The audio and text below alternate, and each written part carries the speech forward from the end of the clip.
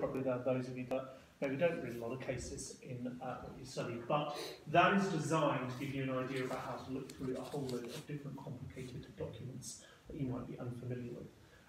That said, the nature of this task, as you must have got from the guide, last term's guide, is that you essentially have to pick a development that is ongoing on the course, right? So a development that has happened since, I think, the 1st of September 2017 and the 1st of April 2018.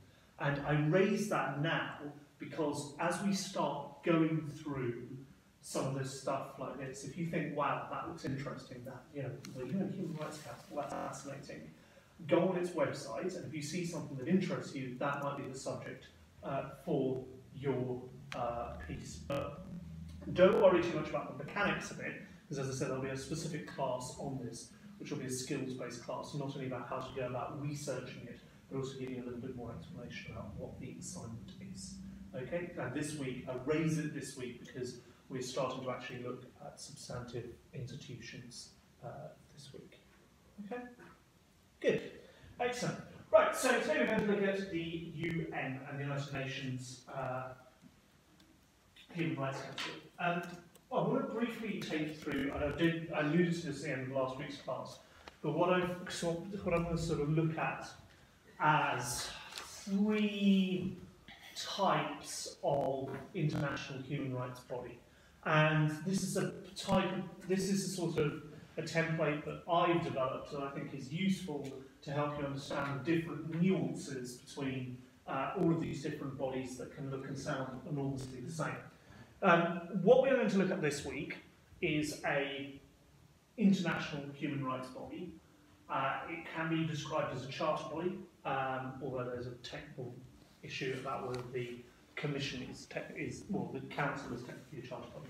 But essentially what it is it's created as an arm of the United Nations, with its own legal powers and competences being bestowed on it from the General Assembly of the United Nations. And we're going to look at those types of bodies this week.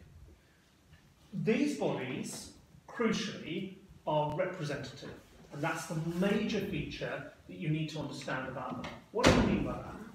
They are, if you like, mini assemblies of states with delegates or ambassadors representing the country as states itself. So the UN Human Rights Council in Geneva, that we're going to talk about later in this class, has 47 members, and those members are states that participate in them, and there will be an ambassador or a member of diplomatic staff sitting there at the UN Human Rights Council discussing and voting on human rights matters. They're distinctly political in nature, but I'm going to go through how they have a legal effect and also to lead towards the protection of human rights. Okay, so that's the first thing to conceive of. That we're talking about representative bodies today, where the countries are acting as states and voting on resolutions. And then we have what are called treaty bodies. Treaty bodies we're going to look at next week. Treaty bodies drain their legal authority from the text of a treaty. Right? They are there quite literally to enforce and interpret the treaty, and they are comprised of a grouping of experts reviewing countries each periodically and reviewing their behaviour in relation to the implementation of the treaty. They are very different from representative bodies because, of course, the individuals on that are not sitting as delegates of the country, but are sitting rather as appointed experts from under the procedures of the treaty that have been appointed to interpret that treaty. Finally, you have regional bodies. Now, regional bodies are perhaps where it'll be a little bit more straightforward, because you've kind of encountered them last term. They are a regional human rights organisation, and we're going to talk about them mainly their functions in terms of regional human rights courts. And they, like the European Court of Human Rights, they are a tribunal. That means you have an adversarial procedure with 2 parties before it. and independent judges from that tribunal that are there sitting as legal finders of fact and law and are making decisions that have various degrees of legal effect on state parties.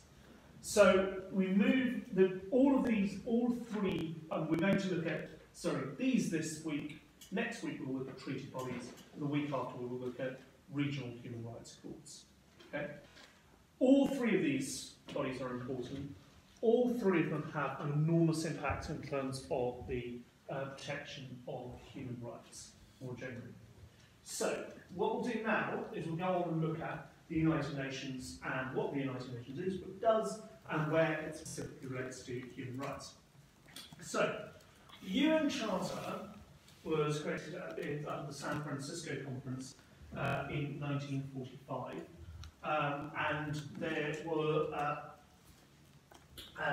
over 50 states that took part in this conference. And the idea was to create a system of governance and organisation that would itself have a legal identity that could operate as a form of something that would enforce world security initially. It was drafted in sort of more limited terms. And in order to make various kinds of international decisions in relation to keeping peace and security. There are three organs of the UN that are important for our purposes to look at today. The first of all is the Security Council, which is the organ of the UN perhaps with the most significance about determining large-scale questions of war and peace. And also too is the body of the UN that has the power to potentially to deal with not only acts of aggression but take action against others as well. Article 39 of the UN Charter, the text in which I've represented there, details out the function of the UN Security Council is very specific to look at things that might relate to warfare or where a state is particularly attacking another state. This has been expanded more generally, and its remit under Article 39 is grown to also include situations where there are, for example, mass, wide-scale human rights abuses occurring. And that has been where the United Nations Security Council has potentially taken action in relation to human rights cases or a human rights case human rights violation occurring. The Security Council is comprised of 15 states, 5 of which are there permanently, which are, anyone can name them to me? Sure. Anyone know off the top of the head which are the 5 states that are there permanently? United States. Yes. Russia. China. Yeah. France, UK. France and the United Kingdom, yeah. And the other 10 states are drawn from on a rotating basis for a term of fixed term or a few years from the General Assembly. The General Assembly is where every state that's a member of the United Nations sits. And it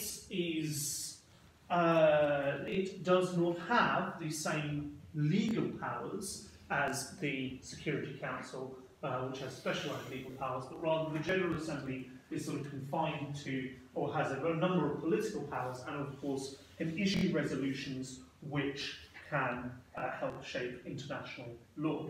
A really important difference between when you see the word General Assembly resolution and the UN Security Council resolution is that UN Security Council resolutions are binding on states regardless of whether or not they accept them, whereas UN General Assembly resolutions, their content has to be accepted by a state party in question.